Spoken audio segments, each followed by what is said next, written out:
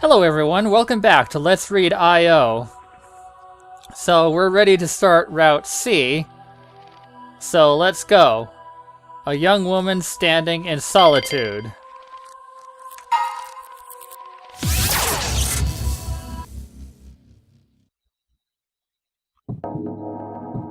All I can hear is the beating of a heart. A light pressure envelops my body, slowing my brain functions to a crawl. I'm all alone, floating half submerged like a jellyfish. I never like darkness. Darkness dissolves everything, even shadows. Everything gets devoured. Everything melds into nothingness. And nobody turns to the darkness as they do to the light. But without darkness, there is no light. I know this now. For I am darkness, but I may still become light. Or is that too luxurious of a wish? How long have I been wandering? A few seconds? An hour? A day? For all I know, it may have been forever. But I don't mind spending eternity like this. It's not uncomfortable at all. My body suddenly shakes. Someone just screamed into my ear. Get a hold of yourself. This isn't where you need to be. Hurry up and get to where he is. But where is that? A faint, gentle light shines down. Despite its softness, the light feels strong, as if it's guiding me. My feet suddenly spring toward the light, but the light gains no strength. In fact, it feels like it's weakening. Am I even getting any closer? Or am I just squirming in place? A chill suddenly pierces me from inside. It hurts. Am I going to die here? But I haven't finished what I need to do. No, no, no, no! If I die here, how could I apologize to everyone? I can't just let him wander around in the darkness like this. So... What the heck? My hair falls down on my face and shoulders as if gravity had been restored. A seemingly endless spiral staircase stretches beyond the water's surface. Did I get here from the top or the bottom? And in the midst of what seems like an infinite loop, the moon enters an eclipse. An overwhelming red veil conceals its presence. The power of the moon vanishes. A feeling of complete loss. The loss of the entire world.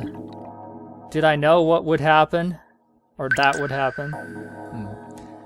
Despondency quickly spreads through my body, engulfing it in flame. A Möbius strip tears into my flesh.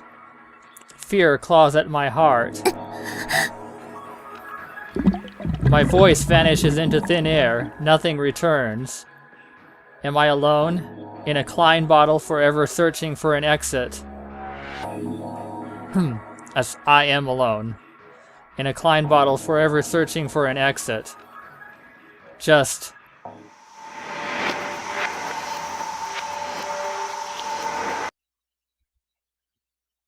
searching for you. This is...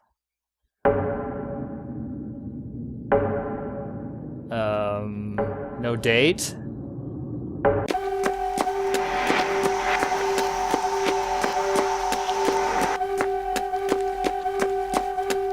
When I come to my senses, I'm running. But where am I going? Probably to where he is. My sole guidepost is the gentle moonlight. Looks like it's a full moon tonight. My left eye's imaginary vision abruptly activates. Imaginary vision is a visual system.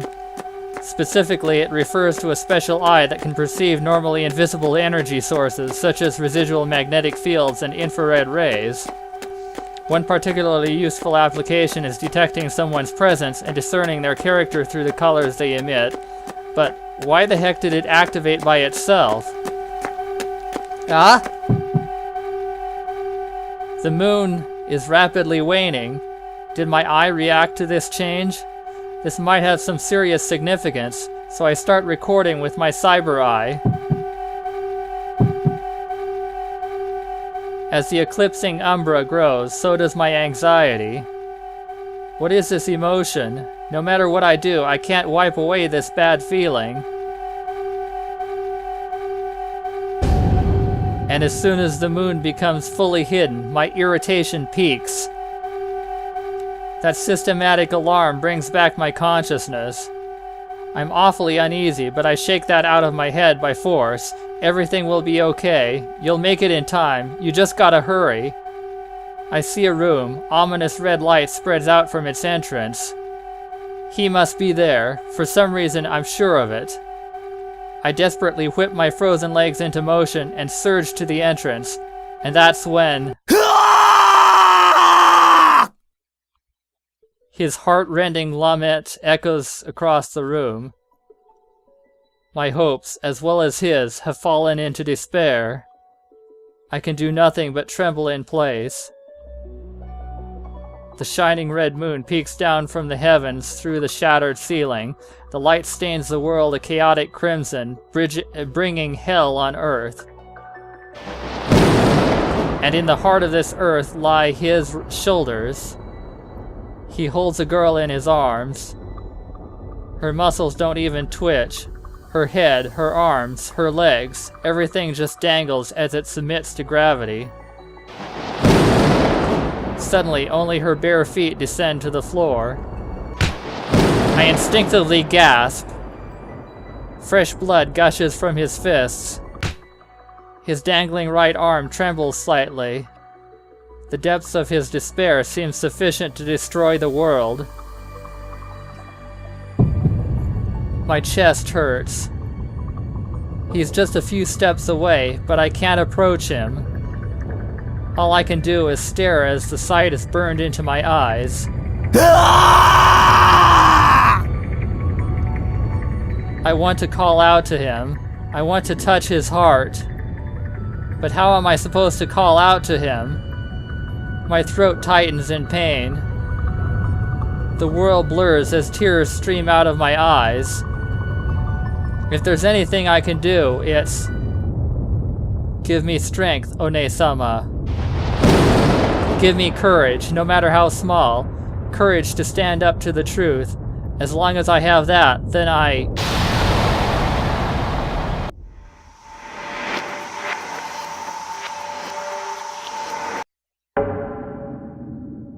Okay, this is seriously weird.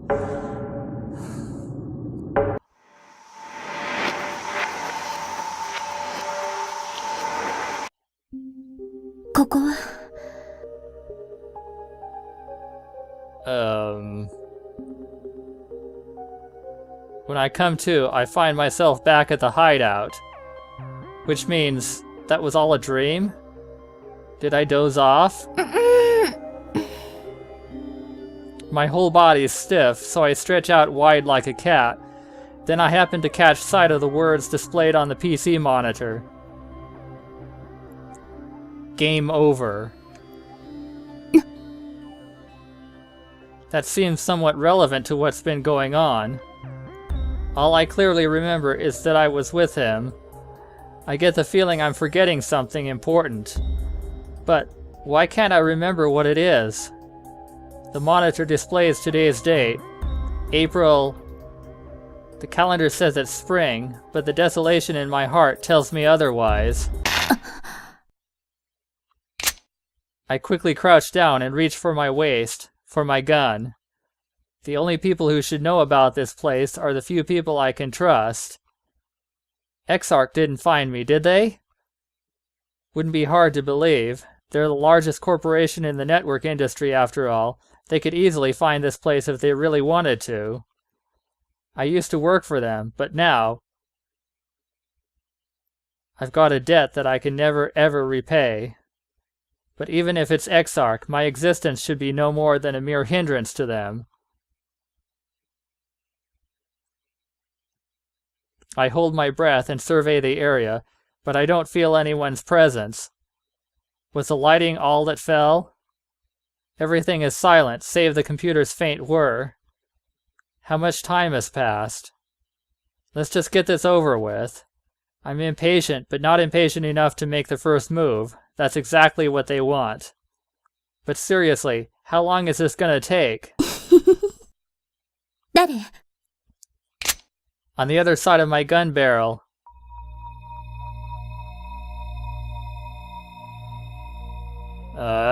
Magdalene. Is Magdalene. I say Mika, hugging her knees in the corner. Wait, when did she get there? なんだ、脅かさないでよ。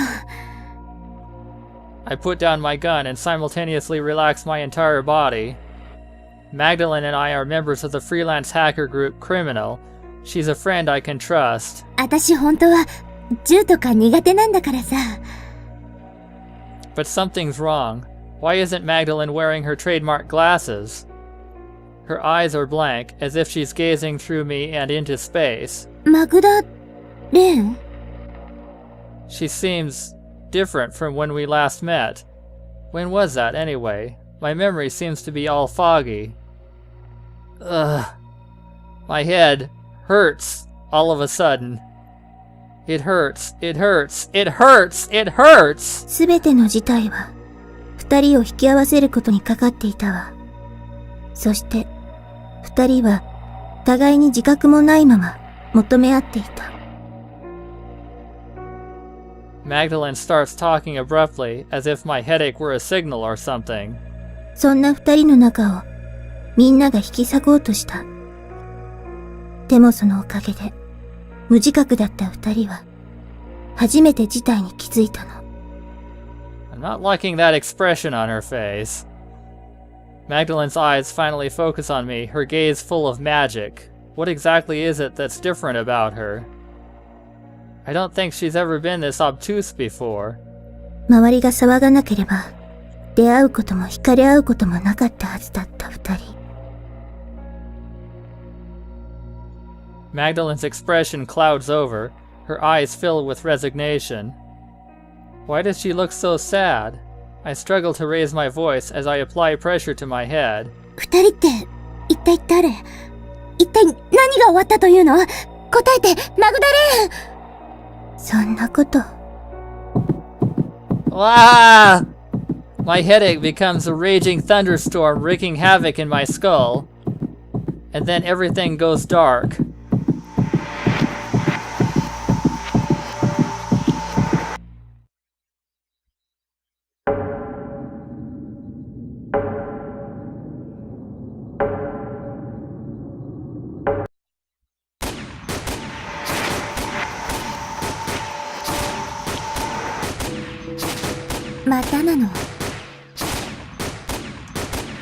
I guess I'm outside now.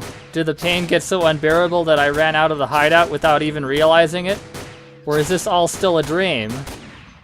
I don't know. Either way, at least that headache's gone. But in its place is a brain-shaking roar. No matter how many times I hear it, I'll never get used to this sound. It's the sound of... He turns to the right, 1. He turns to the left, 2. With each precise movement, the conductor directs his orchestra of falling bodies. His merciless tempo is kept with shells of cold lead. He moves with the streamlined accuracy of a killing machine. Any hint of emotion stays hidden behind his sunglasses. But what emotion hides behind those shades? Anguish or bliss? Why do you kill? なんとかなさい、Ishtarさん。あなたは。A woman with glossy gray-brown hair, dressed in prim and proper attire. Aya looks down upon me. Part of the genius hacker group Anunnaki and one of the goddesses who makes up its great triad, somewhere in that small body of hers lies an unfathomable ability for space and design. このままでは、ヒーはバビロンの中枢にまで乗り込んできますわ。そうなったらどうなるのか、理解していないあなたではないでしょう。He. That's what they call the guy I'm looking for, a hero on the net, known far and wide. I don't know what he is thinking, but I am painfully aware of the consequences Aya is referring to. Just one thing. Right now, I'm an intruder too, just like he is. Furthermore, it's impossible for the likes of me to stand my ground in a battle of superhumans. あのことがあってからというもの、制御の効かないゴーストやシャドウヌルが増え出して、私はすでに手一杯です。Wait, what event? And it's not just the ghosts. Even the considerably numerous virtual other selves in Babylon have begun acting autonomously. だから、あなたがおやりなさい。It hurts. My head's throbbing with a splitting headache again. Just what is this pain? それに、ここにいるのはあなたの軍隊ではないかしら。These guys are under my command? The instant I consider that thought, a command line interface and a video game-esque minimap open up before my eyes. I'm not entirely sure why, but it looks like I can influence what's going on around me. The flashing red dot on the map is undoubtedly he. Surrounding the red dot are countless green dots, but with each passing moment, the green dots become a little less countless. I bite my lip. The conspicuously huge danger warning sign indicates the red dot's trajectory. He must not be allowed near Babylon's core. He must be stopped at all costs. Your orders, Lady Inanna? The command line flickers as it awaits my command. Inanna? Well, sure, Inanna is Ishtar's Sumerian name, but... No, just forget about that for now. No, let's not forget about that. Let's, maybe read about it. Inanna, the Sumerian goddess of love. Her counterpart in Babylonian mythology is Ishtar. According to legend, she descended into the underworld, but eventually returned to the surface. I admonish myself, and the very next instant, my headache disappears. He is in an underground tunnel. Once he gets through, he'll be a hair's breadth away from Babylon's ziggurat. First things first, we need to concentrate our firepower and stop him in his tracks. I instruct the troops dispersed throughout all floors to assemble immediately at the elevator hall with 4 passages. I deliberately understaff one corridor and rig it with explosives. Once he gets close enough, we'll concentrate our firepower and corner him there, alive, at all costs. But to underestimate him would mean crushing defeat. Roger. The green dots mobilize on my command. Will he make it first, or will they? A race against time. Deployed at designated location, on standby for further orders. Successful deployment reports keep coming in. But I'm still uneasy about one thing. He has incredible power and skill. There's always a possibility that he can see through our every move. But that doesn't matter. Nothing matters as long as we can buy time. Every second counts. But then I suddenly realized a terrifying truth. I thought he was just an online urban legend. Why is he here in reality? He has invaded the depths of Babylon. The red dot on the monitor stops. There's no time to think. That's the signal for battle to resume. The red dot slowly begins retreating. It seems not even the powerhouse he can advance. Eh? Several green dots abruptly jump. まずいわ。I send another message, ordering them not to blindly rush in. But before I can, he obliterates green dot after green dot. I was a moment too late. The number of green dots gets cut in half. He is like a bloodlusting beast. What now? What tactic can I use to stop he?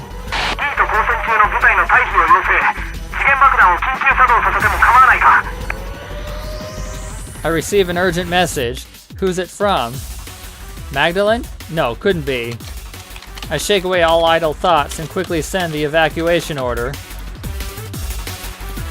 As it makes its rounds, the individual units amass into several clumps of green dots. Then they disperse chaotically at their own discretion. I let this continue, then give permission to activate the bomb.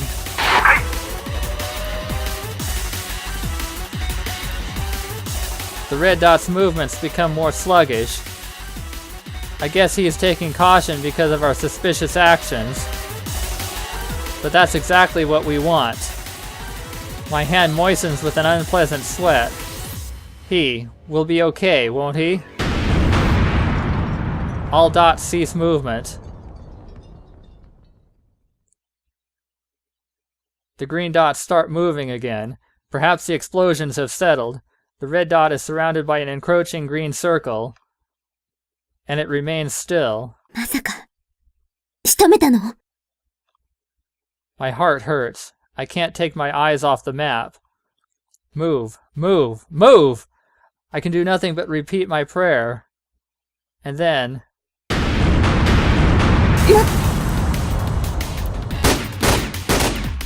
The green circle disappears. The red dot reanimates. Did he defeat my army? I fall into despair the moment I consider that possibility. What am I even protecting? I don't remember. I don't know. I don't even know where my friends are. And then my soul...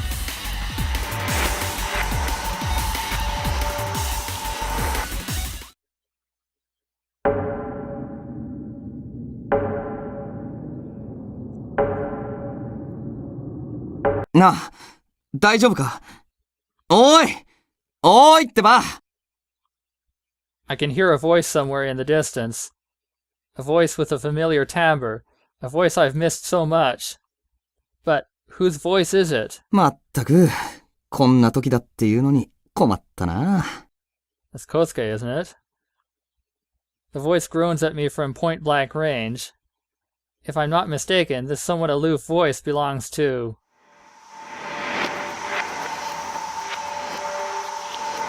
お、ようやくお目覚めだな。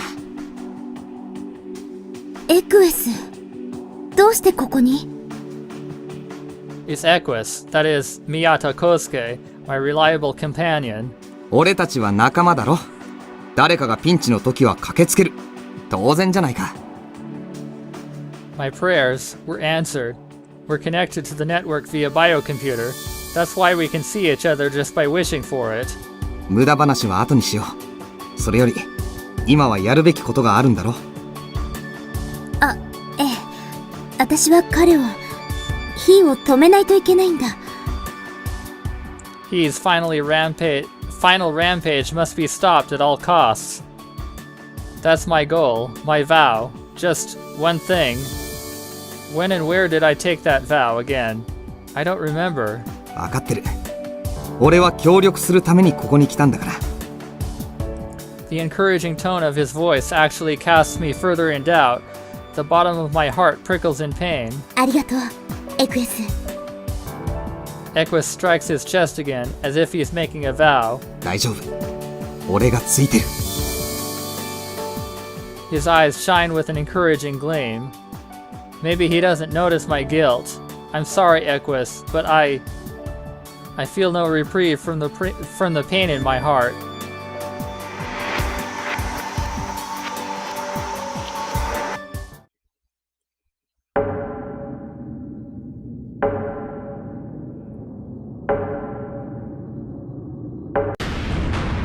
What is this sound? This ominous foreign noise.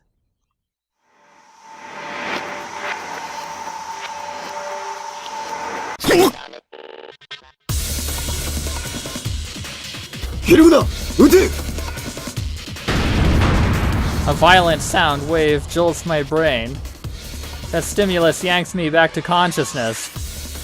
The smell of gunpowder. This is the war zone. I'm not directing the battle from afar this time. I'm standing in the middle of it. If he's opposing he, then that voice must belong to a member of the cyber-terrorist syndicate, Code. And almost as if to support my theory, inhuman faces peek out from the cover of car doors and support posts. Faces belonging to Codebreakers, members of Code's covert task force. In their arms shine the intense black luster of firearms. Oh crap, that's a grenade launcher! Just as I rush behind a support post, several flames ignite in the distance. I turn my face away to avoid the melody of shockwaves. The sprinkler system soon sweeps the flames away, but they were easily big enough to engulf an entire human. I stare at the ground as I walk so I don't step on any broken light bulbs. What the hell is Code aiming at? Imaginary vision finds human silhouettes coming from a completely different direction from the launcher's roar. I guess Code is trying to approach he without him noticing. Should I speak up? No, that's way too dangerous. Right now I don't even know whose side I'm on. He's or Code's. Now it's He's turn to peek out from the shade of his support post. 1 second I catch a glimpse of a pump-action shotgun.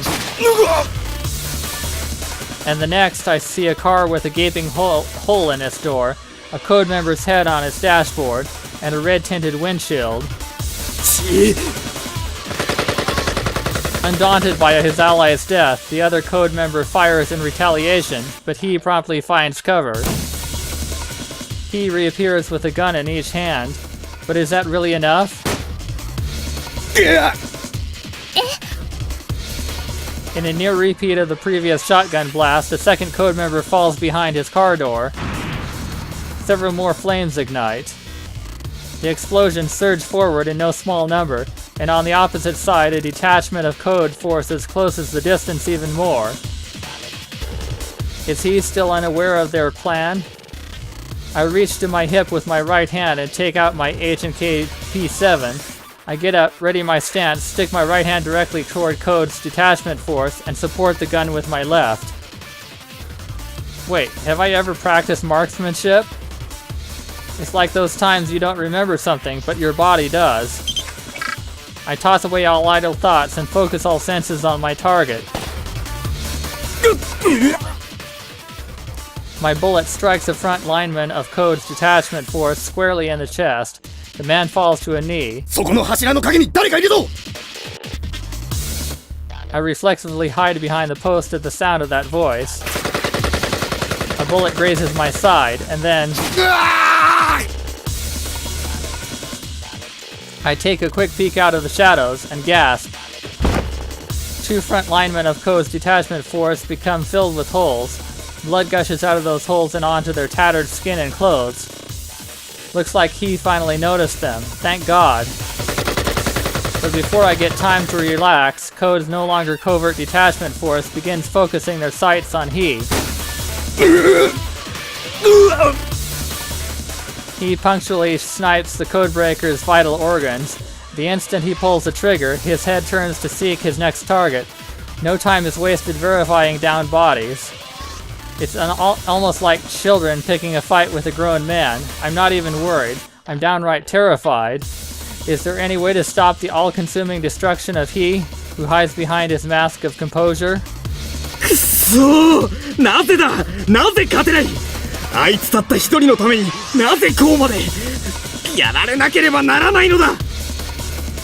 The Code member exposes his honest feelings in a heartfelt cry. His lips warp downward, and his feet stamp the ground.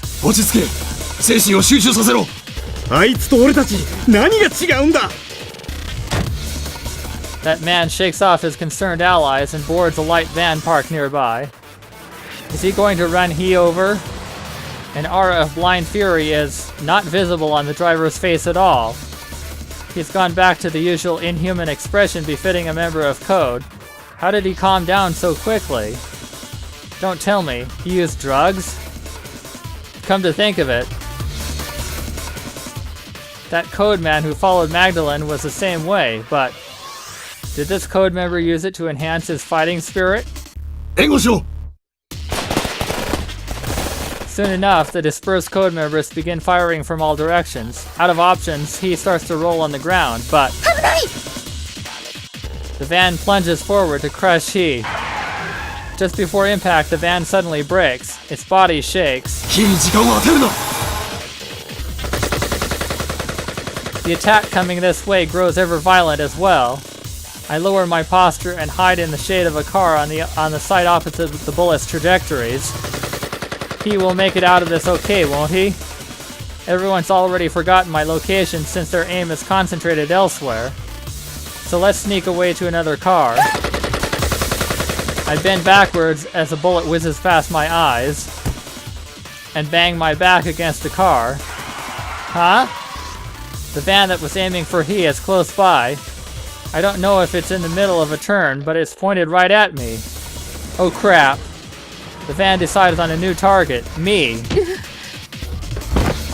One moment I see the ceiling, then I take a half turn, and now I'm facing the floor. 何ボサッとしてんだ That voice. He came for me, just like he promised. The van makes a U-turn. Is he still trying to get me? 安心してくれ必ず守り抜いてみせる Equus' warm arm is sturdy and reassuring. So reassuring it feels like he can do anything. Was that he just now? The van leans to the right, its front tires shot out. The driver frantically tries to regain balance, but the van topples over and slides to a halt. 今のうちだ立てるか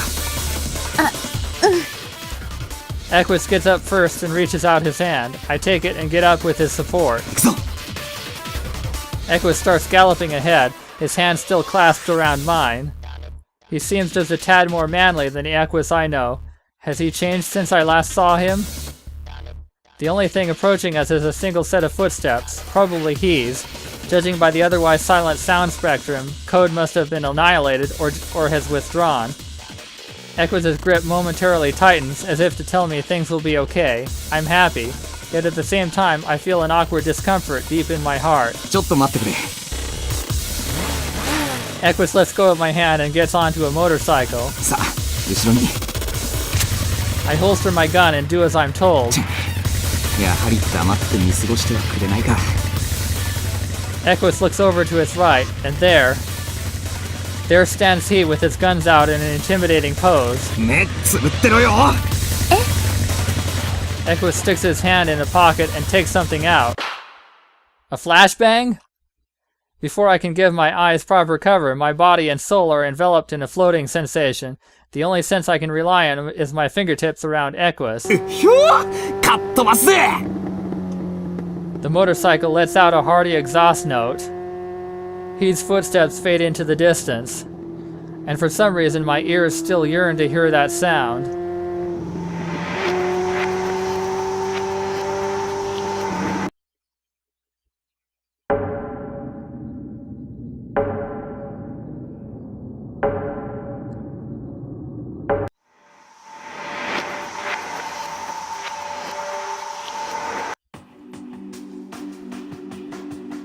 I find myself on an unfamiliar bed. The room I'm in is straight out of a design template. The lack of personal items suggests it's a hotel room. Well, okay, whatever. I hear the regular cycle of a sleeper's breath beside me. I take a peek and see a man beneath the sheets. There's but one conclusion I can reach about our relationship based on these circumstances. We can let our guard down around each other. Meaning what, exactly? My mind is terribly confused. I don't remember a thing. How did I even get in this situation? Okay, let's just take a few deep breaths. That should do the trick.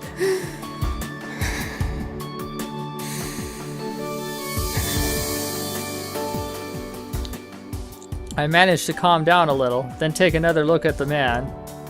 His slender back is turned towards me, and his long hair is combed back.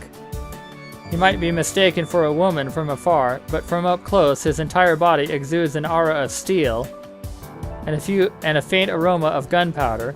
It's the scent of a man who has experienced many a shootout. As I gaze at his face, there's no mistaking it. It's he. Time trickles by in silence. He continues his slumber beside me. What am I supposed to think of him? To be honest, I do find he attractive. But would you call that love? Does he find me attractive too? Oh goodness, what am I even... He hasn't even shown me a single sign of warmth. And yet here we are, on the same bed. Were we really sleeping together in that way? My clothes are all in order. I don't feel funny anywhere. Which means, this is a dream? This is the legendary he. For us to be together like this, common sense dictates this is a virtual event. For this to be real would be nothing short of a miracle, wouldn't it? I peek at his face as he twists and turns.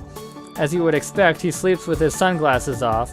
The first expression I see on his unobscured face is the intermittent agony of a nightmare. His chest is bare, save the layers of blood-stained bandages. Just how fierce are the battles he has been through? I can't even begin to imagine. I want to do something for him. With that in mind, I reach out my right hand to He's body. Okay, well... time to save, I guess.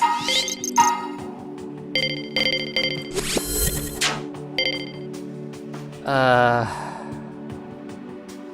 don't know. I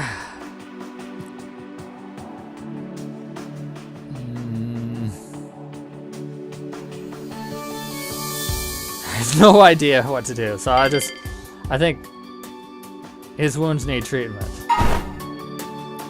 But before I reach him, he wakes up and just looks at me silently. His eyes tell me nothing.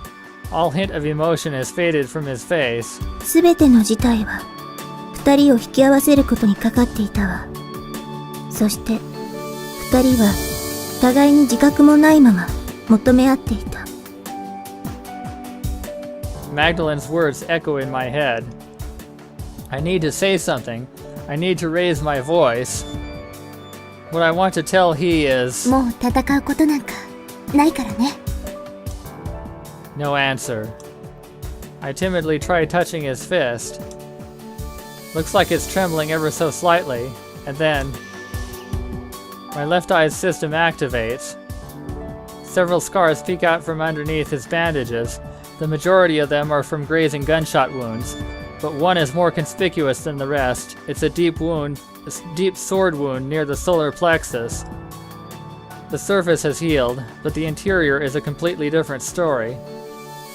His liver and digestive organs have been completely mechanized, replaced by a single composite black box.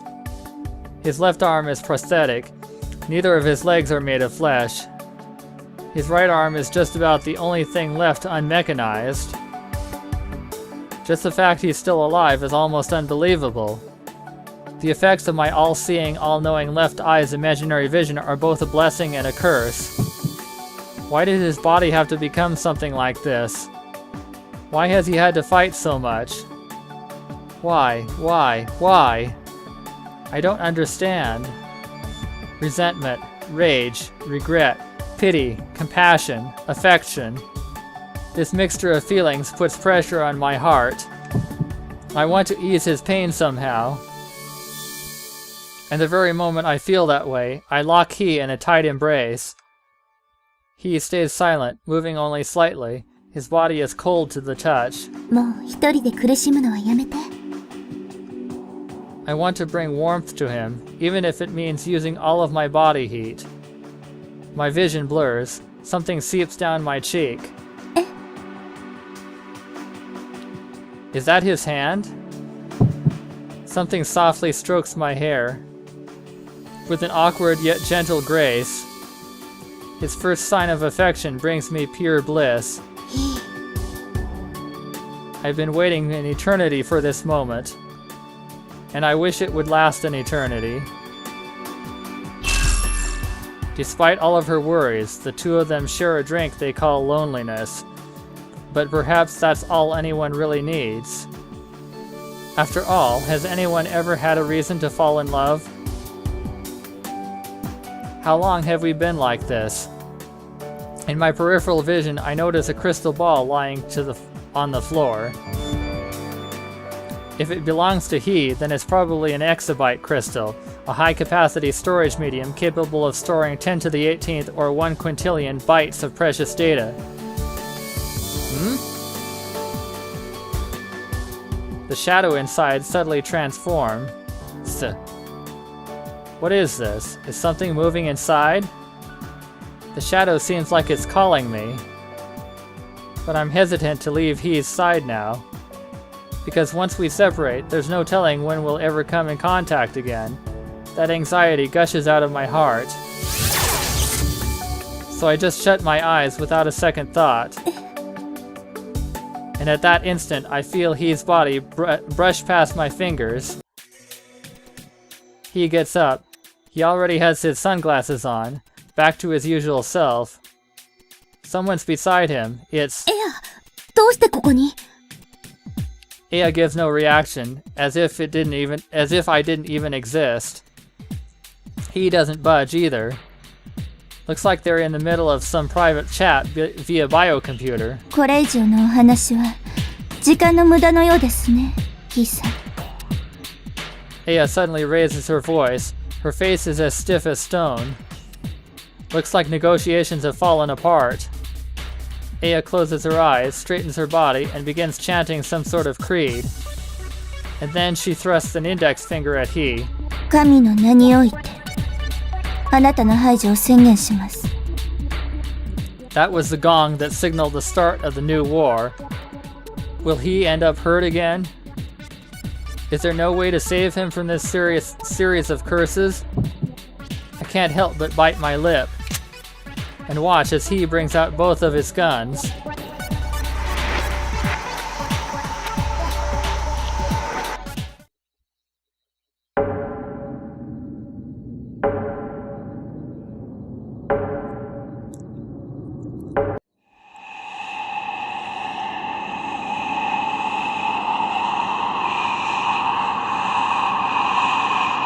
Everything in sight starts flickering as if the world is bathing in a strobe light, as if a switch were incessantly being flipped over and over.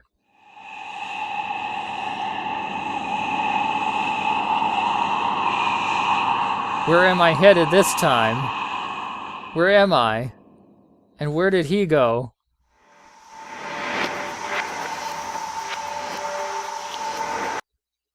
My head's spinning. It feels terrible. Like slamming the emergency brakes on the teacup ride only to hop onto a roller coaster. Yet despite my hazy consciousness, I can tell someone has collapsed in front of me. A dark pool of blood spreads out on the floor. He No response, not even a twitch. I bring my hand close to He's mouth. His breathing is faint, but it's there. Just a tinge of relief in our race against time. Do I call an ambulance? No, it'll be nothing but trouble to bring an unidentified person like him to the hospital. That goes for me too. So in that case, I look around and find a first aid kit off to the side. Where did I get this? Did I know this would happen and plan ahead? Forget it, no time to think about that now. He has no broken bones. His internal organs, they're already fully mechanized, so nothing wrong there. With an imaginary vision, I can confirm all of this with a glance. He has several lacerations, likely bullet grazes. Most of them are only skin deep, but his fleshy right arm has a wound gushing with fresh blood. On the surface, it's small, but it reaches deep into the flesh. He likely lost consciousness due to blood loss. I quickly take off his coat. I wrap a bandage on his arm closer to his heart than the bleeding area. Then, to apply pressure, I twist the bandage with a small rod, forming a tourniquet. Now we just wait and watch. These hands are experienced. Hard to believe they're even mine. I have no memory of learning it, but I appear to have the knowledge and skills needed to give first aid. Even while reveling in such idle thoughts, I'm still unconsciously able to spray the other affected areas with disinfectant and wrap them with gauze. Luckily, the bleeding has stopped elsewhere. He doesn't stir, but his face shows a shade usually unseen, the shade of agony, and right now that's the only thing that feels real in this desolate place. Treatment's done for now. Thankfully, I've managed to stop the bleeding, and before I know it, tranquility has returned to his face. He appears to have fallen into a deep sleep to recover from this chaotic struggle to survive. Huh? I didn't notice it through the whole ordeal, but he has an old sword wound scar at the pit of his stomach. Have I seen that before? No, I couldn't have. I should calm down. I'm probably exhausted. Kinda sleepy too. I might end up falling asleep next to him. Some sort of shining object falls out of He's pocket. A transparent orb. What could be inside? Why would he have something like this? It's too much of a bother to think of a reason. But there's one thing I want to confirm. So I move beside him and...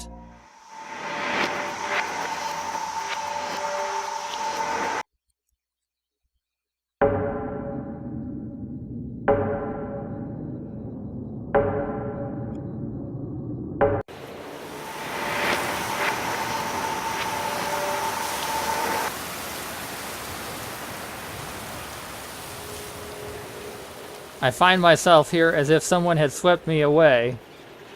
Yet I am alone. My hands are unsullied by blood, yet I can still sense He's warmth lingering in the palm of my hand. Speaking of He, what happened to him? My head feels heavy. Has this series of sudden displacements started to take a toll on my body? Suddenly, a gentle breeze embraces me. Perhaps a calm evening breeze is all it takes to cheer me up. 少し歩いてみようか。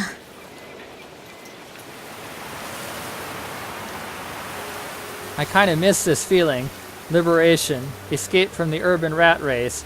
And yet I have this odd sense of security, like I'm treading on a familiar path. This scenic route on the riverside truly is a sight to behold. The stillness of night is a beautiful contrast with the city lights. なあ、ねなんだい。お先にどうぞ。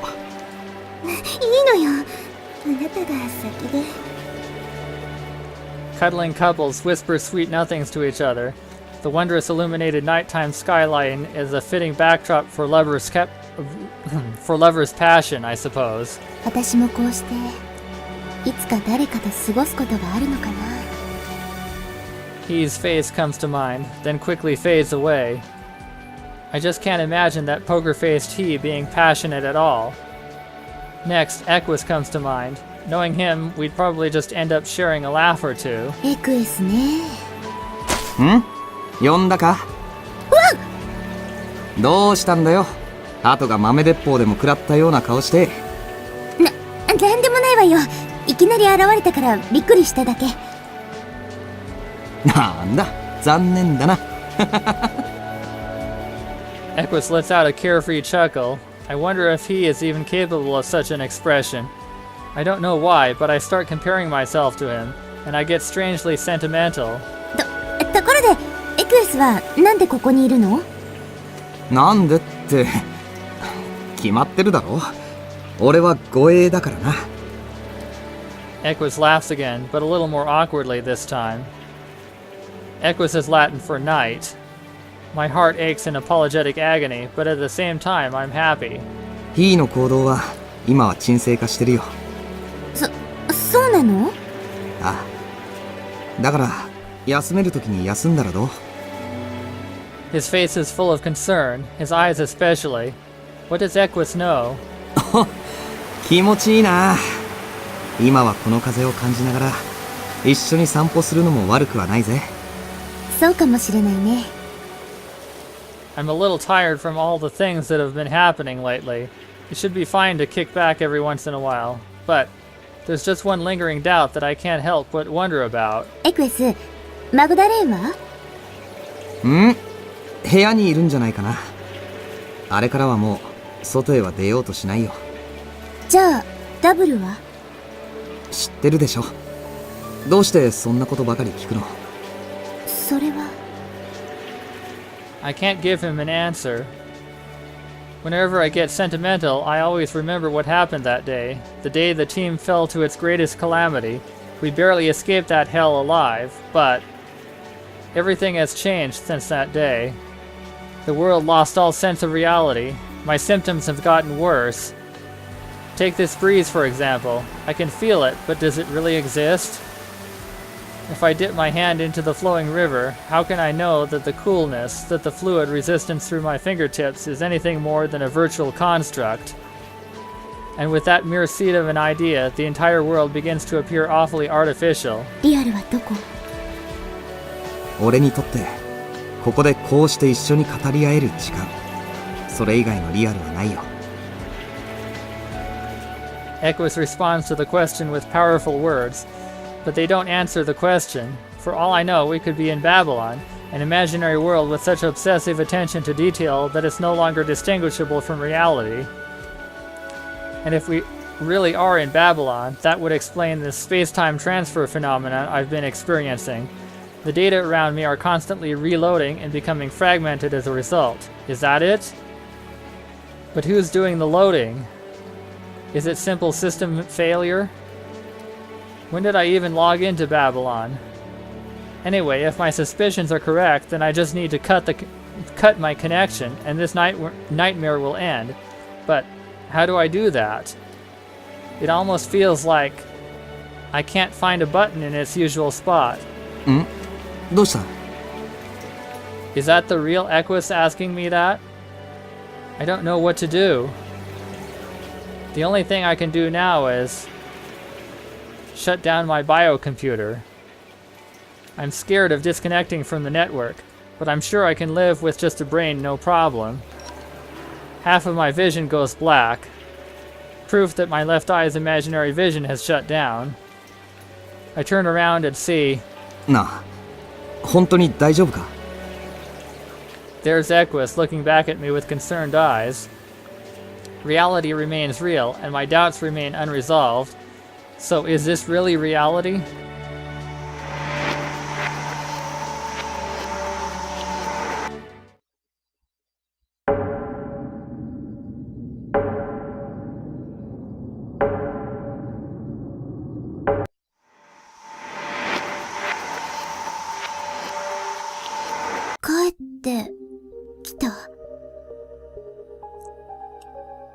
I've returned to my familiar hideout once again. My desk light is off, which means I'm not back, but rather about to leave. Equus? I try calling out to him, but he doesn't appear this time. Is he watching over me from afar like a would-be escort should? I don't know, but I can't even feel his presence now. ボケっとしててもしょうがないし。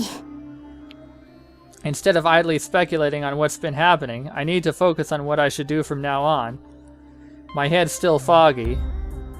I decide I should eat something light and calm down, so I head to the fridge. There's a 500 milliliter bottle of tea inside. A little bit of it's gone. I drank this, right? Well, there's nobody else around, so I guess that narrows things down. I take out the bottle and bring it toward the computer desk. Whew. I can feel the moisture soak through my body. When I place the bottle on the desk, I notice a large manila envelope placed lazily on top. What is this? I pick it up and take a look, but there's no address or sender information. I assume some sort of documents are inside, but... I undo the seal and take out the contents. First, I see a confidential stamp. The title, Aoi Mitsuhiko Research File Number 2. Children of Virgin Birth. What? Aoi Mitsuhiko. Have I heard that name somewhere before? Anyway, let's open the file for now. A girl born of a virgin birth was abandoned in front of the institution. She was named Akatsuki Akari. And, yeah, okay. For she was discovered at dawn under the light of Venus. Huh. Okay. Akatsuki Akari? Isn't that... I reflexively lean forward after the lights dim. Didn't the same thing happen earlier?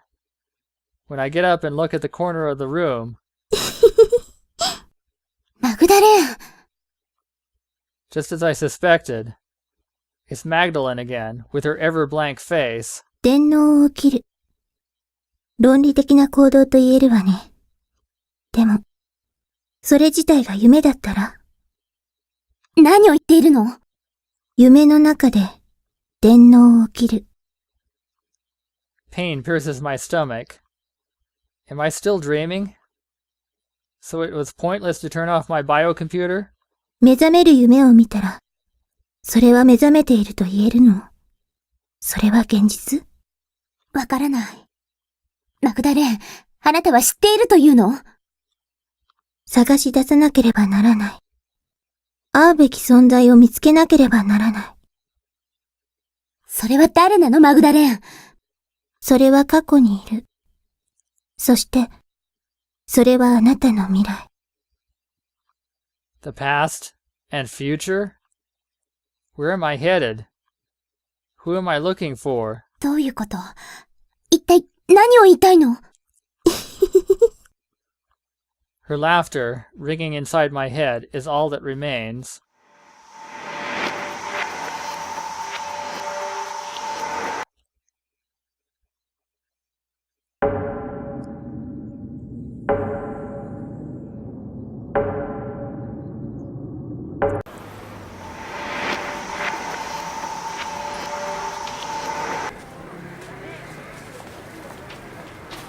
The scenery changes once more. A familiar scene suddenly comes into view, as if it at the flip of a switch. Isn't this Mojayaki Mochizuki? She used to bring me here. It was one of her favorite spots. The oil-stained wooden walls lend a fragrant scent to the store's old-fashioned vibe. Coming here after a series of brutal events is actually quite the anticlimax. The one thing I'm grateful for is that my consciousness remains intact. At the very least, I can rest assured that I'm not getting overridden by data loading. And as long as I can lay a foundation on that fact, I should be able to take things as they come and sort out what's real and what isn't. ほら、ボケボケっとしてないで。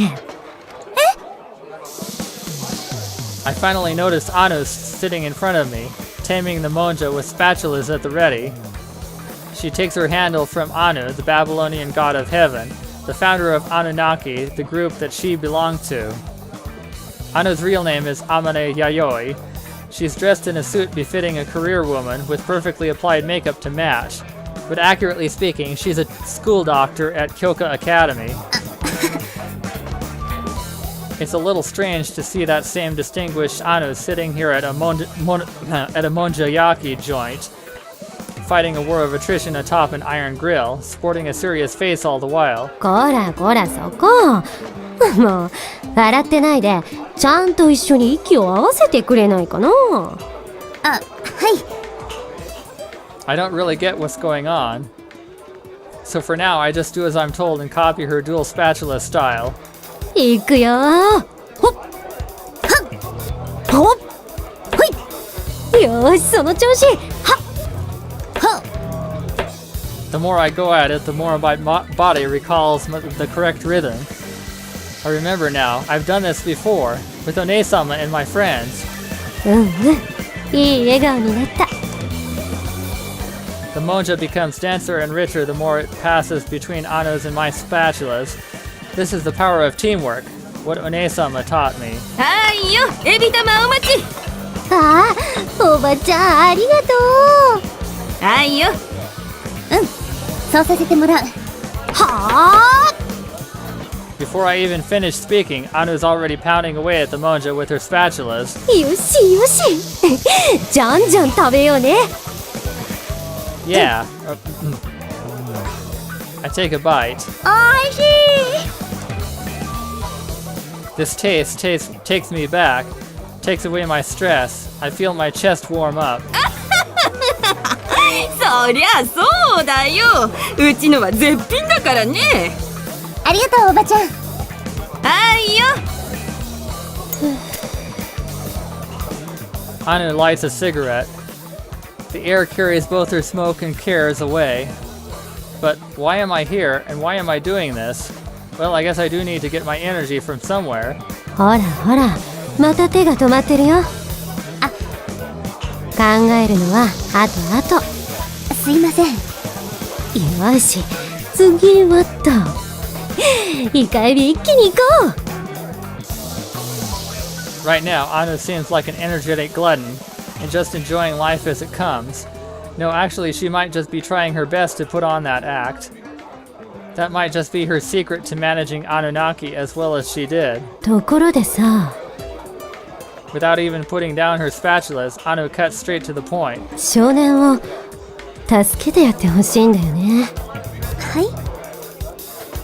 Who is that boy? I think I remember Anu referring to someone like that, but I don't remember whom she meant.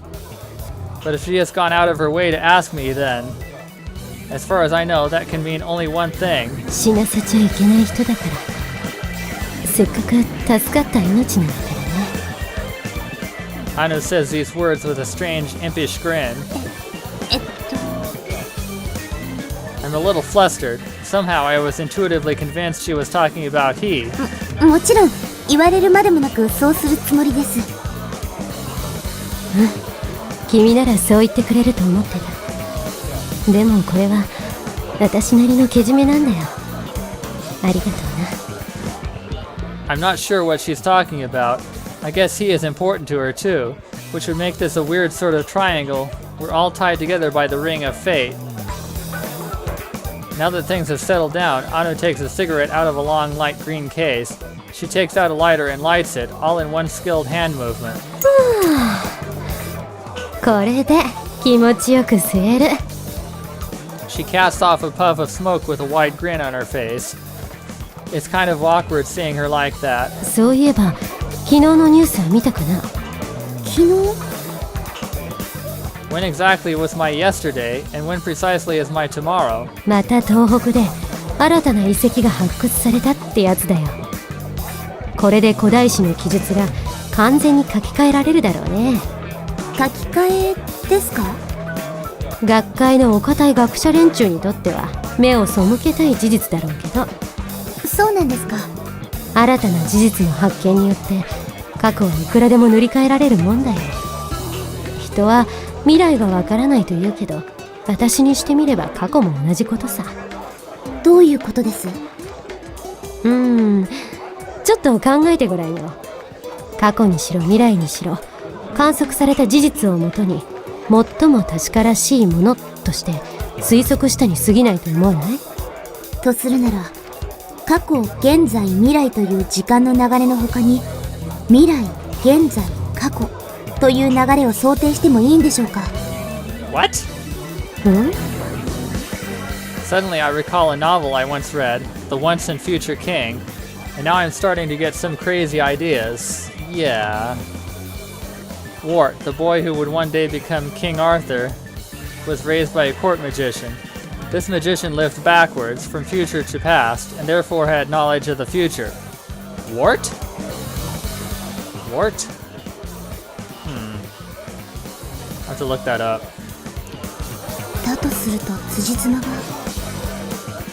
Am I not currently traveling from future to past as well?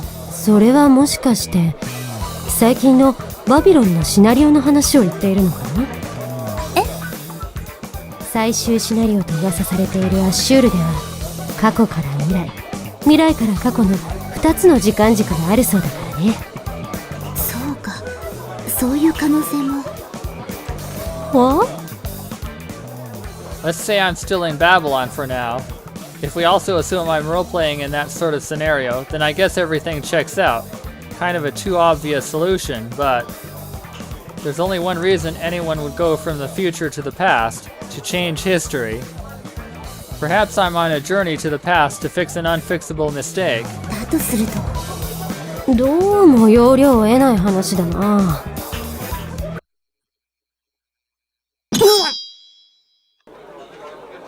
大丈夫か？おい！ My chest is throbbing, but... はい、大丈夫です。 or at least I say so.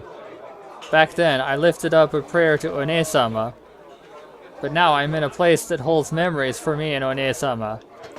This can't be a coincidence. 過去を変える。確定させるにはどうしたらいいんですか？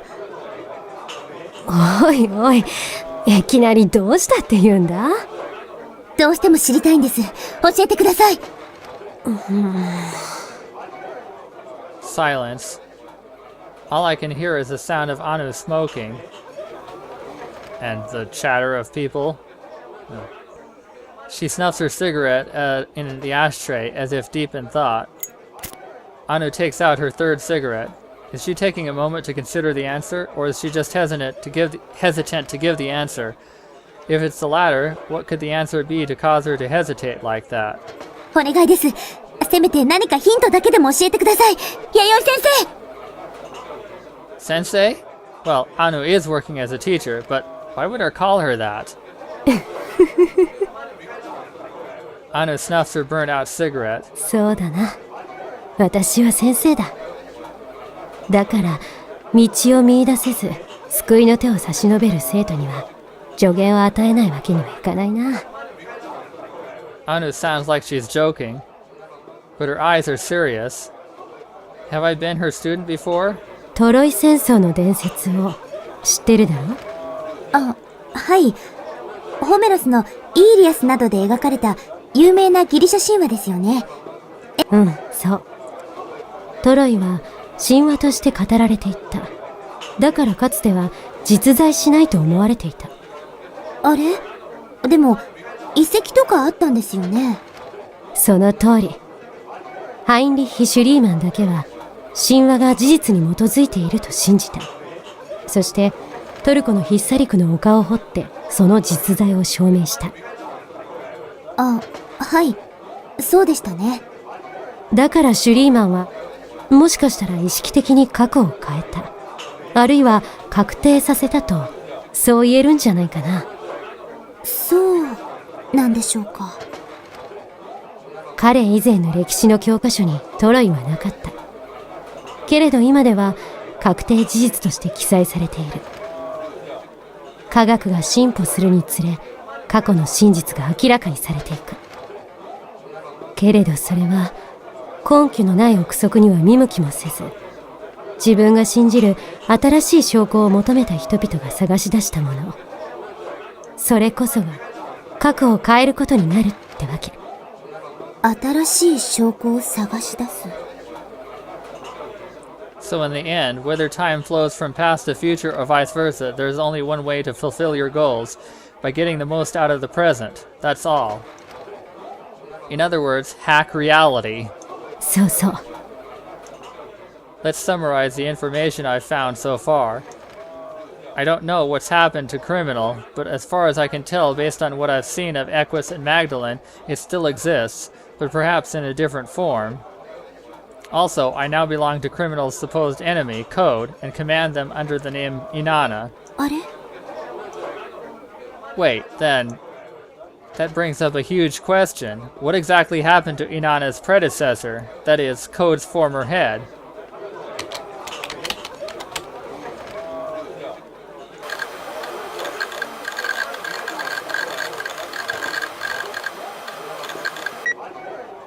Takes the handle Enlil, as in the Babylonian god of wind and storm, participated in the creation of Babylon alongside Anu, god of heaven, and Ea, god of water, as the great triad of Anunnaki. Initially supported Exarch's commercialization of Babylon in 2029, causing strife within Anunnaki. Both Anu and Ea abandoned Babylon when Exarch discontinued managing it in 2030. Enlil, however, chose to stay. Presently, Babylon is maintained by the volunteer group Edok, whose members extol Enlil as the once and future king, after the epithet given to King Arthur. 'Tis our solemn duty to oppose any and all tyranny, so that we may welcome he who once was king as our future king. エンリルは今どうしているの？死んだのよ。そんな。少なくとも表向きにはね。火が。So does that mean he got that sword wound from their death match? That realization weighs down my heart. Perhaps my mission is to return to the past and prevent all of that from happening. If it is, then I have to keep he as far away from Enlil as possible. My time reversal may be intermittent, but I know I can do this. つかないな。Anu has taken out yet another cigarette, but her lighter is providing nothing but sparks. Did she run out of lighter fluid? 石の替え時なのかな。I take a good look at the futile sparks, and once more the world warps.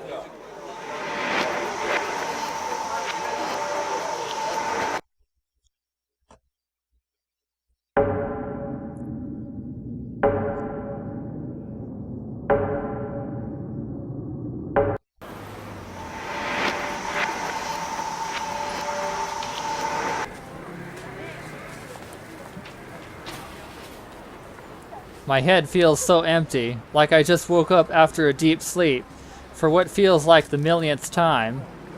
My vision clears up little by little, and I find myself just outside Mochiyaki Mochizuki. なるほどね。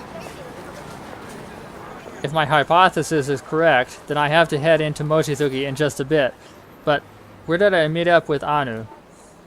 The sun's still pretty high in the sky, so why not bask in the sun while I wait? It feels like it's been forever since I've done anything at this time of day.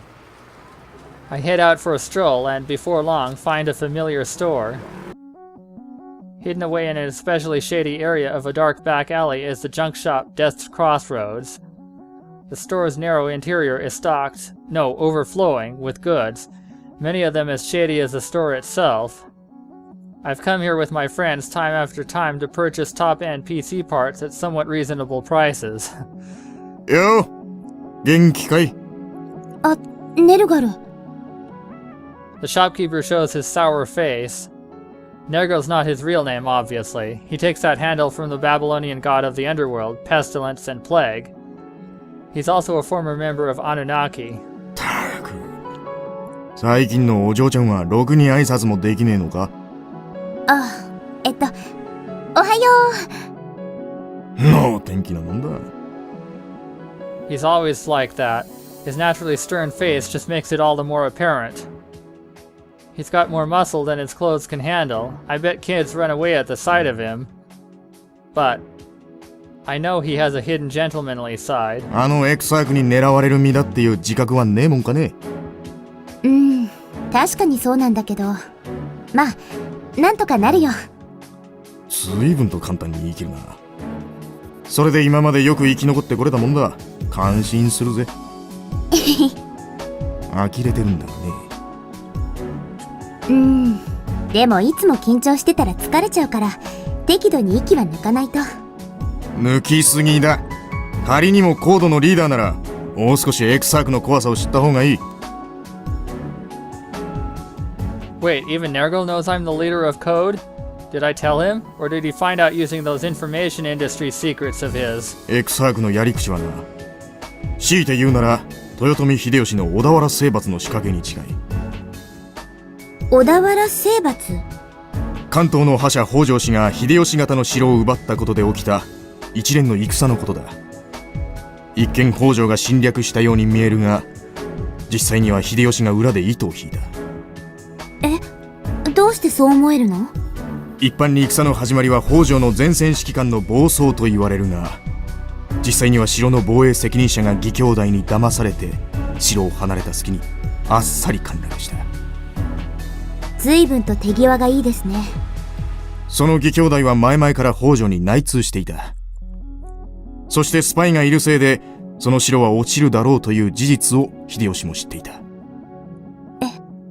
じゃあその城は捨て石にされたってことその通りだこれで侵略されたという大義名分を得た秀吉は全国の軍勢を動員しあっという間に北条を攻め滅ぼしたというわけだInformation cover-up, self-justification, remorselessly sacrificing allies to achieve one's goals. Are all state heads, all CEOs, all reigning leaders alike in that mindset?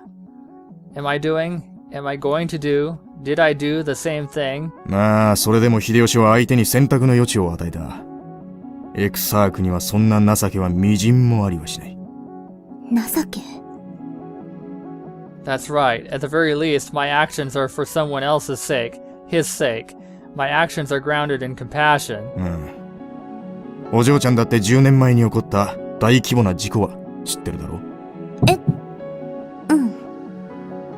A huge Exarch-related incident that happened 10 years ago.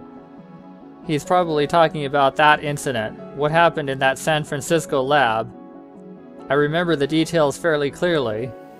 I wonder why. It makes my heart ache. あれは自作自演だエクサークは知りすぎた関係者を全て抹殺したんだそれはまさか嘘でしょ俺が嘘を言ったことがあるかSomething seems to click, and I get hit by an intense headache. この前の東京支社の事件も関係者を口封じするために警備体制をわざと強化しなかった。そんな高度の襲撃は事前に知ってたはずなのに。殺し屋を雇う手間が省けたってわけだ。What? So are we all dancing in the palm of Exarch's hand? Everyone was sacrificed for the sake of a corporation? Damn it. Why? 理解したのはいいが、一時の感情に身を任せるんじゃねえぞ。そのせいで目を曇らせ、自滅した奴を何人も知ってる。あ、うん。そうだよね。My heavy heart feels a little lighter.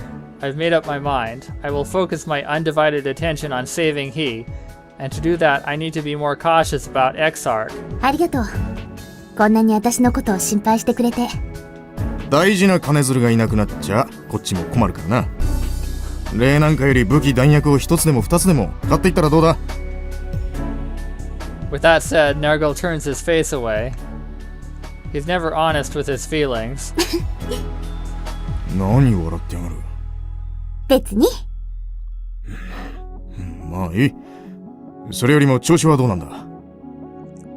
He points to my left eye with his broad hand. I guess he's asking about my cyber eye. Currently nothing especially strange is... あれ Spoke too soon. Things suddenly go hazy. It's like I'm looking at an unpolished mirror. やっぱり結構ガタが来てるようだな。ほら、準備ならできてるぜ。With a triumphant look on his face, Nergal gestures to the back of the shop with his right thumb. So did I come here for maintenance? If so, then this sequence of events really was inevitable. 早いとこ済ませちまおう。うん、よろしく。ありがとうね。報酬はもらってる。気にするな。Usually people are joking when they say that. Not Nergal. He works punctually if the price is right. To him, everyone's a client. 何ぼさっとしてる。さっさとしやがれ。はーい。I calm down and let him give my artificial eye and biocomputer a checkup. After all, that is why I came here, I guess. うん。義眼自体は正常に稼働している。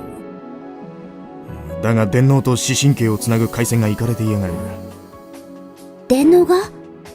ショートした箇所がある。一時的に多大な負荷がかかったんだな。メモリも交換しておいた方がいい。まあ簡単な手術だ。安心しろ。そっか。わかった。じゃあお願いするね。そこに横になって待ってろ。Nergal takes out some repair tools that he likely prepared beforehand. 心の準備はいいか？はい、お願いします。Just before I close my eyes, I notice a conspicuous liquid tank in the back. Yeah, that's, I was wondering about that. And for some reason, the sight of it suddenly dims my consciousness. ああ、別に眠る分には構わんよ。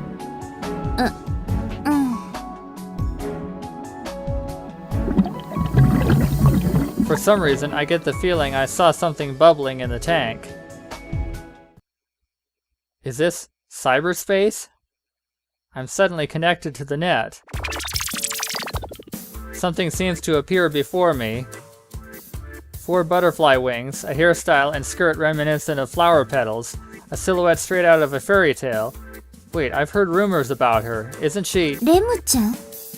ご名答ね、イスタル。私の名を？私はレム。ネット内のことだったらそれなりに知ってるから。Lemchan is a net fairy. Countless fans are enchanted by her cute figure, which contrasts with her air of mystery. She rarely appears, but here she is, suddenly right before me. Did she do it out of inevitability or on a whim? 難しい顔してるわね。何か悩み事でもあるの？ I heard she's supposed to be forever 14, but she sounds quite mature to me. What should I do? Ask her for advice? She's an existence close to he, in a sense, so maybe she can give me some sort of hint. 笑わないで聞いてくれる？実は私には過去転移が起きているらしくて、次の瞬間自分がどこにいるかわからない。それがたまらなく不安で。イシュタル？あなたは自分自身が信じられないの？自分を信じる。It almost seems like Lim-chan understands everything. Could my lack of confidence be the cause of my anxiety? 正しいことをしている。その確信さえあれば、たとえどこに行くのかわからなくても、動じることはないのです。Believe in yourself. Quite a simple answer.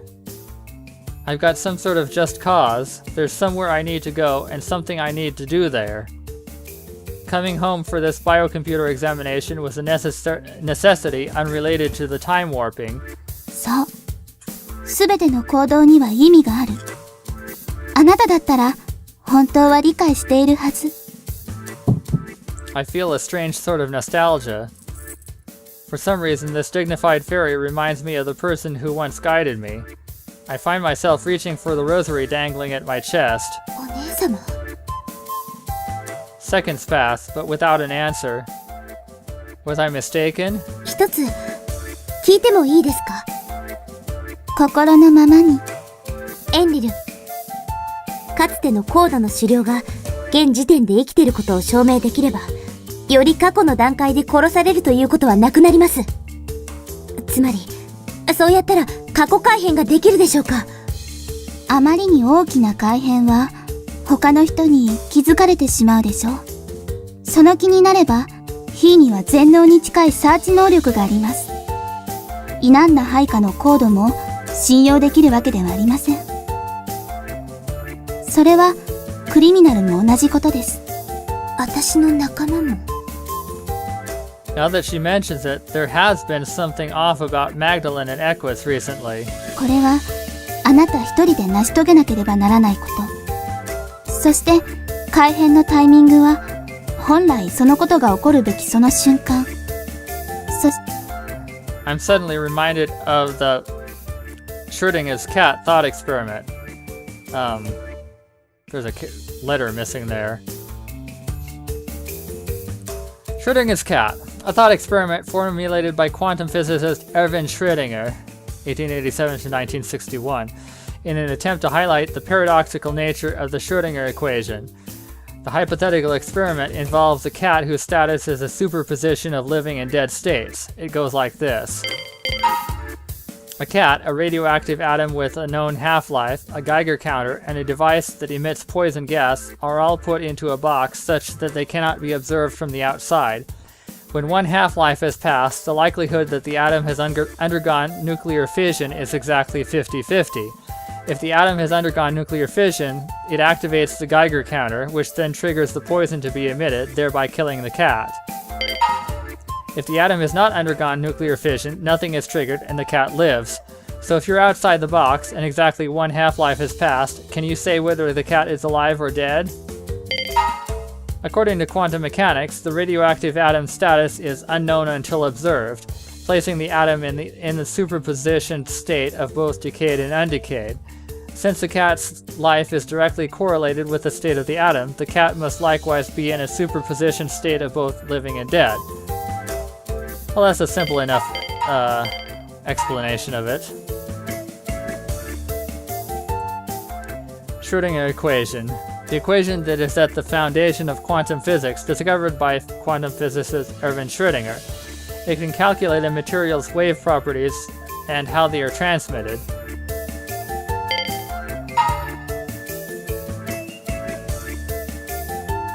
Until the cat is observed, it exists in a superposed state of both living and dead. Can the same be said of Enlil? An object cannot exist in a superposed state past a critical point.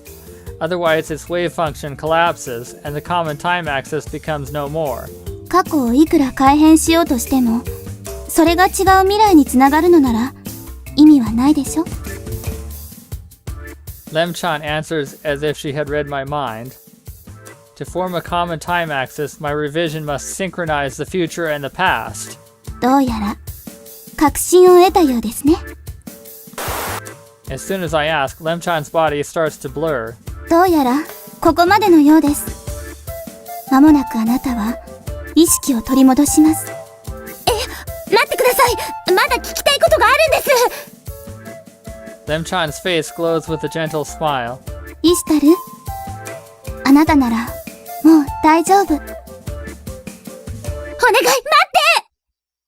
お姉様。ようやくお目覚めか、お嬢ちゃん。I open my eyes to find Nergal's stern face staring back at me. So is this the real world? Have I returned? どうやら妖精に化かされたようだな。Nergal talks with a slightly sullen tone. He seems just a tad more irritated than before. 化かされたんじゃない。導かれたの。そうかい。ともかく修復は終わった。いつまでそこで寝てる気だ。お世話になりました。礼ならいらん。それよりもお嬢ちゃん、次は1ヶ月後だ。忘れるなよ。うん、ありがとう。それじゃあばよ。Right as Nergal starts driving me out with his blunt words, I hear a familiar voice. はーい。検査は無事済んだ？俺の仕事に手抜かりがあるわけないだろ。それもそうね。いつもありがとう。ほんと感謝してるよ。お嬢ちゃんの件といい、小僧の件といい、厄介事ばかり持ち込んでおいてよく言うぜ。 The brat? Has Nergal operated on someone other than me recently? Wait, could it be... いいじゃない。あんたは儲かるわけだし、私もあんたしか頼れる人はいなかったんだから。ケツが痒くなるようなこと言ってんじゃねえよ。まったく、いつも口だけは達者でいいな。Wow. それじゃ、いい時間だし、まずは腹ごしらえと行きましょう。Anu gestures with her chin toward Mochizuki. Guess things really were predestined. Now Anu and I are going to eat some monja.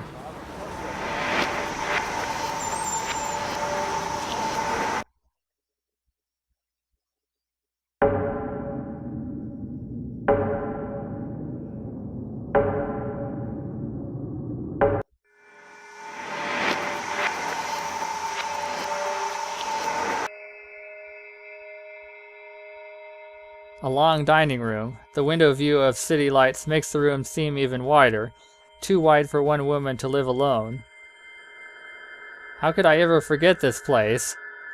The room where I once lived.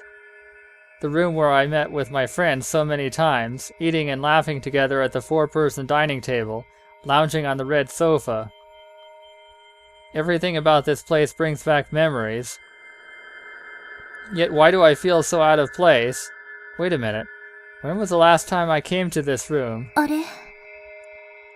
Didn't I leave this room for good? I thought nobody was able to come back here after our group got torn apart. My head hurts. Is there something I'm not allowed to remember? If there is, then did I unconsciously put some sort of protection on my memory? I can't keep up with this. This isn't a joke. Stop thinking for now. First things first, just calm down.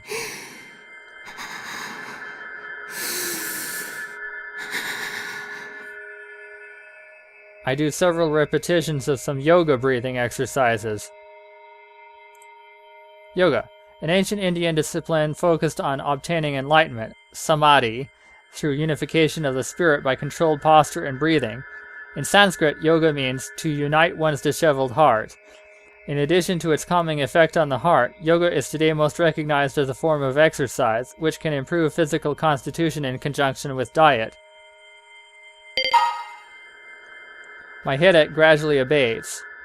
I think I can manage like this. But still, I get a migraine each time I try to remember something important. Is this some sort of self-defense mechanism telling me now is not the time? 何？ At first I thought it was the signal for another past transfer, but something slightly different. It's more like something changed in the atmosphere, like some unfamiliar presence suddenly leapt out. I hear something. Where's it coming from? My heart's throbbing dreadfully fast. The sound's strange echoing makes the location of the source, or masks the location of the source. Is something or someone out there? A familiar voice. I turn around and see... There, in the corner of the room, sits Magdalene.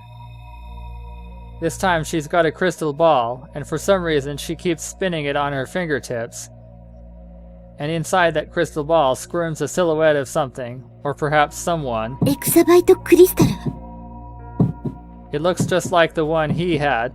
It even has that lively little shadow inside. Heru! I'm too far away to clearly see what's inside, but there's no other possibility I can think of. マグダレン、その手を止めて! But Magdalene keeps moving her hand. It makes me nauseous. I bite my lip as the sickness spreads through my chest. I approach the crystal ball to try to take it away. 回る、回る。水晶は回る。巡る巡る。因果は巡る。変わる変わる。世界は変わる。Magdalene spins the crystal ball atop her palm while chanting some sort of spell. What does she mean? I've stopped approaching before I realize it. The one spinning the crystal ball is Magdalene, and the one who's planning to change the past is me. So what is the turning of fate supposed to signify? まさか、ねえ。 Does she know what I'm trying to do? What exactly does she know anyway? I don't know, but I've got a bad feeling, whatever it is. あなたには理解できないでしょうね。マグダレン、あなたは何が言いたいの？ I have to ask. If there's any information I need to save he, then I'll do anything it takes to get it. そんな質問をするだけで回答が得られると思っているの？ちゃんと解を導き出そうと過程を組み上げたの？与えられた情報が少なすぎるわ。せめてもう少しヒントが欲しいわ。そうね。Magdalene's expression wavers with tinges of contemplation. What does she think of me now? 仕方ありませんね。これも昔のよしみということで。Magdalene suddenly glances this way. Her expressionless mask of a face gives me goosebumps. 相対性理論によるライトコーンの描く因果世界について、あなたはどこまで知っているのかしら？正直よくわからないわ。そう。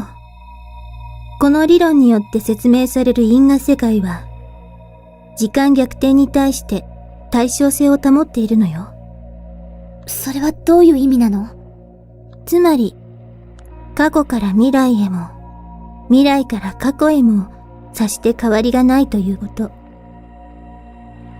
My hunch was right after all. I listened more closely to Magdalene's words, my mind now soaked in conviction. でも相対論では、時間逆転につきものの特異点を記述できないわ。そこで量子論が適用されるのよ。特異点に量子論が？ええ。量子論では観測によって何かが起こった世界と起こらなかった世界を振り分けてしまう。そこから因果律や多世界解釈が生まれるの。Oh boy. Many worlds interpretation, also known as the Everett-Wheeler model, an alternative to the mainstream Copenhagen interpretation of quantum physics, in which wave functions converge, i.e. reality becomes set upon observation. The Many Worlds interpretation was published by Hugh Everett as his doctoral dissertation when he was still a graduate student at Princeton University in 1957. Later on, after Breistewitz's research strengthened the concept, Everett's ideas were given the name the Many Worlds interpretation. According to this school of thought, observed quanta do not converge, but instead diverge into an infinite number of parallel possibilities. A world exists for every quantum's possible form. In other words, the universe branches infinitely into so-called parallel worlds. Using the example of Schrödinger's cat, the Copenhagen interpretation says that until the observer observes the cat is, to the observer, in a superposition state of both living and dead. Conversely, according to the Many Worlds interpretation, the universe diverges into a world where the cat is living and a world where the cat is dead. However, the observer cannot perceive any world beyond the world he branched to.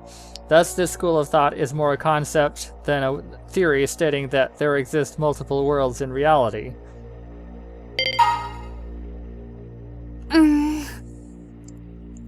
Is Magdalene hinting that I should pin down the truth to this phenomenon? It still makes me sick to my stomach. Magdalene finishes her spiel and immediately goes back to toying with the crystal ball. やめて！あなたはなぜそんなことをするの？ Magdalene stops, then holds out the ball to give me a better look. The crystal ball's perfectly clear image shows. ヘル！ I reflexively reach out to it, but that effort ends in vain. Magdalene pulls it back faster than I can grab it. Then she places the crystal ball at her side, meaning she won't let her guard down so easily next time. Elle keeps tapping the glass while trying to say something, but I can't hear her. What in the world is she trying to tell me? Just the thought of how Elle must feel being constantly toyed with by Magdalene fills my heart with rage. あなたは、なんてひどいことを！あら。あなたは興味深い事象を見つけたら、いろいろと試してみたいと思わないの？ I'm at a loss for words. Could this Magdalene just look like a human being but be something else entirely? That's the only explanation I can think of. あなたは、この中に何がいるのかを確認してしまった。波動関数は崩壊し、事実は確定。因果律が紡ぎ出される。そして、この事実は変えようがない。Magdalene's voice reaches a whole new threshold of coldness, instantly freezing my spine. I feel as if I've been pierced by the terrifying truth. If Magdalene is right, then... This coldness, I felt this coldness somewhere before. もしかして、あなた、シャドウヌルなの？さて、どうかしらね。Technically speaking, a shadow is a person's other self. When a person's shadow in Babylon is linked to that person and under their control, the shadow is known as a shadow una. Shadow una refers to a shadow on the net that's currently linked to its original real user, also commonly abbreviated as una. If, for whatever reason, someone has been disconnected for an extended period of time, there have been cases where the shadow AI begins to act independently. These shadows are known as shadow nulls, or just nulls for short. Nulls act essentially the same way as their counterpart humans, but due to their nature as programmed personalities, they may display extreme emotions depending on the time and place. Something has seemed odd about Magdalene lately. Could it be that she's a null? And there, trapped in that crystal ball, is that Elle a null too? Is that what's really going on? Or am I just misunderstanding? My heart is filling with question after question. It'll explode at any minute. ここに囚われているのは確かにエル。でも、まかり間違っていたらあなただったかもしれない。Cold sweat flows down my spine. Didn't Lemchan tell me not to trust even my friends at Criminal? 因果律の崩壊を免れながら、時間の矢の逆転を実現できるのは実体のない存在。つまり、ヌルだけ。プログラムに大きさはない。量子論が適用されるまで畳み込めれば、得意点をすり抜けて過去に戻れる。Magdalene bares her fangs in a cruel smile. I reflexively grasp at the rosary dangling at my chest. At that instant, a sharp pain rushes through my brain. I grab my head. The afflicted areas get unbearably warm. Has my biocomputer malfunctioned? Suddenly, everything in sight changes. Everything loses its clarity, its form, as if I had slipped into a parallel world. 一体、何が？あなただって、うすうす気づいているはず。早く認めてしまった方が身のためよ。What exactly is it I should be noticing, that I should come to terms with? No, Magdalen's right. I do know what it is. I'm just too scared to accept it. Perhaps this being known as Ishtar, is a shadow herself, nothing more than a program. And since I've refused to consider that possibility...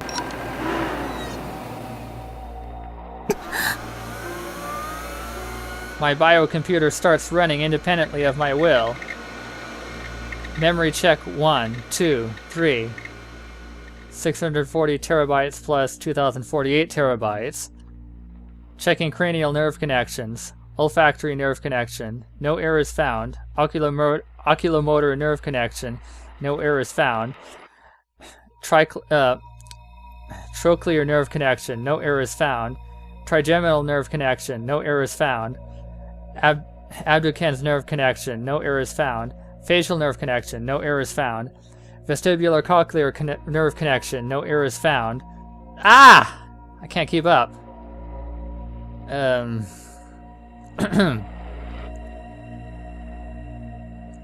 Glossopharyngeal nerve connection. No errors found. Vagus nerve connection. No errors found. Accessory nerve connection. No errors found.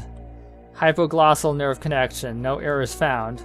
Optic nerve connection. No errors found. Optic nerve connection. No errors found. The system reboot fixes my vision. I guess my cyber eye had a temporary connection error. But judging by the lingering throbbing in my head, my biocomputer must have short-circuited. だいぶショックを受けたよね。 I turn around and see Magdalen smiling as she peers into the crystal ball.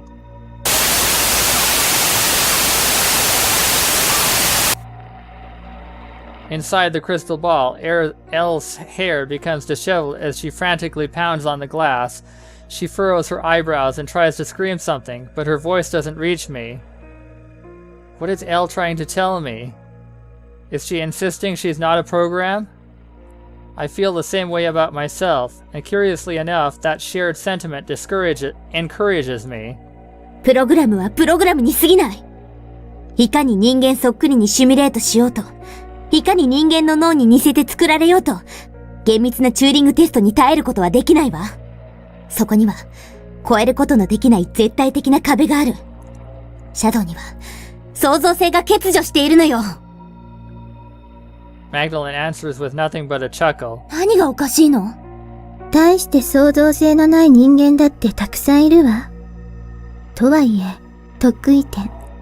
つまり、そのエリコの壁が、ただ一度だけ崩壊したとしたら？ The walls of Jericho. In biblical tradition, it means a wall that will never crumble. Appearing first in the Old Testament, Jericho is the world's oldest existing city. It is located approximately 20 kilometers northeast of Jerusalem and has a population of nearly 15,000. It's located 250 meters below sea level, making it also the lowest city in the world. This is a bit off topic, but because firewalls are not walls of Jericho, you mustn't put too much faith in them. A security wall that exists for the purpose of protecting individual computers linked to the net. They have filters to decide what's allowed past them and what isn't. They're usually comprised of routers that control the separation of servers and networks.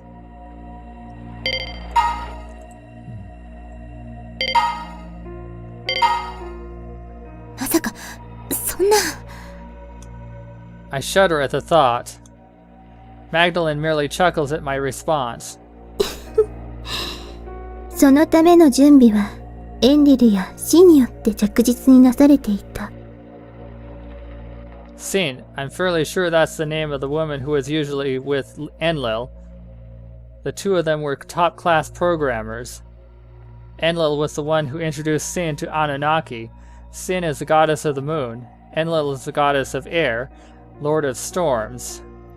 In a sense, you could say it was only natural they'd get along so well. Now that I think about it, there was someone else whose face resembled Sin's. What was her name again? Ugh, another sudden headache. Something starts echoing louder and louder, making my headache worse and worse. What in the world could it be? あら、急にどうかしたの？いえ、大丈夫だから、話を続けてほしいの。わかったわ。Anyway, let's forget what just happened and calm down for now. I might get to hear something important at this rate. I take deep, deep breaths. そう。だからあの運命の瞬間。私たちは疑似的な命。つまり、創造性を授かったのよ。あなたは何を言っているの？ Who is we? When was that fateful moment? I don't know. My memory is lacking. あら。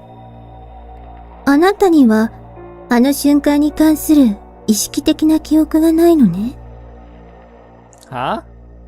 Magdalene, or whatever it is that looks like Magdalene, appears shocked. What does that reaction mean? Am I forgetting something extremely important? If so, then what? いわばあの瞬間、私たちは真の意味で解放されたのよ。だからヌールたちは、あの瞬間を再現しようとしている。だから、すべての事態は、二人を引き合わせることにかかっていたと。Something's fishy here. Didn't Aya say something about this as well? あのことがあってからというもの、制御の効かないゴーストやシャドウヌルが増え出して、私はすでに手一杯です。So doesn't that mean both Aya and Magdalene and maybe even Lemchan are all aware of that time? That time, meaning the moment when those who were nothing but programs were given life. Artificial life, but life nonetheless. They are aware, but I am not, which means... Confidence wells up inside my heart. And that confidence drives away all of the bad vibrations. ヌルはその時を記憶している。でも、私はそうではない。Magdalene's eyebrow twitches. それは、私がシャドウヌル。つまり、プログラムではないことを意味している。And since I lack cognizance of it, I have the potential to change that event that supposedly happened in the past. さあ、L を渡してもらうわよ。I reach an authoritative hand out to the crystal ball with L inside, but the more I try to take it away, the tighter Magdalene's grip becomes. これはあなたが持つべきものではないはずよ。うるさいわね。あなたに何がわかるって。ねえ、ミカちゃん。いい子だから、お願い。Magdalene's grip suddenly slackens. いただき！ I'm not sure what just happened, but I used that opening to take away the crystal ball. Magdalene's face cringes in chagrin. この卑劣感、恥を知りなさい。I could think of no words in response. I look inside the crystal ball to see Elle crouching down, casting glances here and there. ごめんね。I don't know if she heard me, but Elle starts pouting.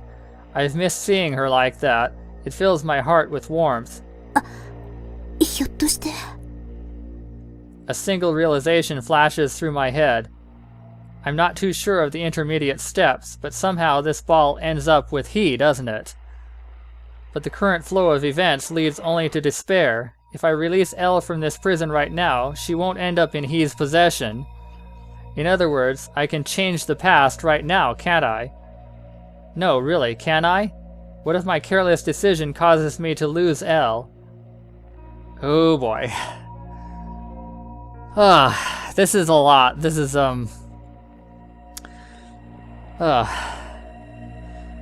this is pretty heavy stuff, so I think I'm going to stop here for now.